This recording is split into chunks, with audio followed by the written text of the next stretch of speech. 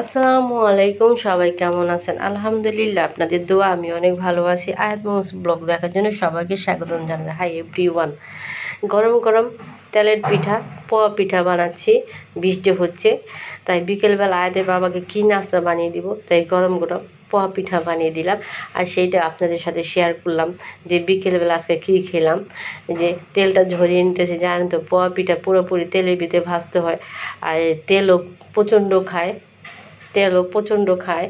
এই জন্য ঝরাই নিলে বেশি ভালো হয়। আর এই পাশে কিন্তু আমি যে চালের যে গুঁড়াটা সেটা গুলিয়েছিলাম, সেটা কিন্তু আসলে তো আমরা দুজন মানুষ, আর তেমন খায় না, আমাদের বেশি না, বেশি লাগে না আমাদের। এই তো 4-5টা বা 6টা হলে হয়ে যায়। বা আশেপাশে যদি এরে ওরে একজন দিই, তখন 10-12টার মতন লাগে।